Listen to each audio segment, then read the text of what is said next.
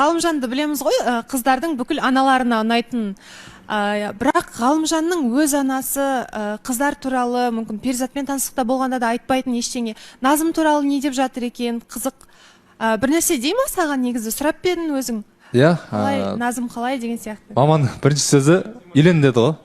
Сразу үйлен деді. Өткен көрді, жүзі жылы екенін көрініп тұр, бәрі дұрыс.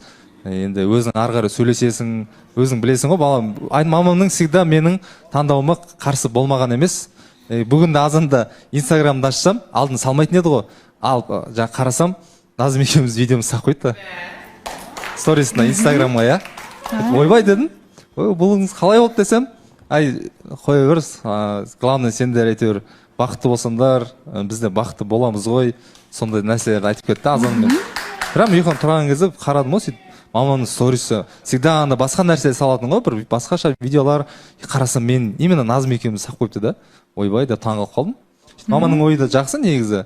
Өзім бір районда тұрған екенбіз ғой алдында. Оны біз білмедік қой деген сияқты сол туралы айттым. Негізі мамаға оның алдын айтып жүргем. Назым деген қыз келді бірінші келген күні. Көрдіңіз бе мама дедім. Не деді?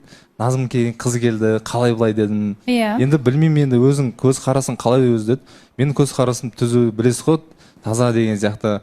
Может, болашақта бірдеңе шығып қаламы білмеймін енді. Алдағы уақытта қандай болатынын деп сол кезде бір айтып кеткен болатын. Кейін таныстықта иә дегеннен кейін сөйтіп сразу жазып жіберіпті. Енді үйленуге әрекет жаса деді. Өзің болашағыңды ойла деді. Жұмыстарыңды әрекет жаса деді. Сол сөздерден кейін менде ойланып қалған бар.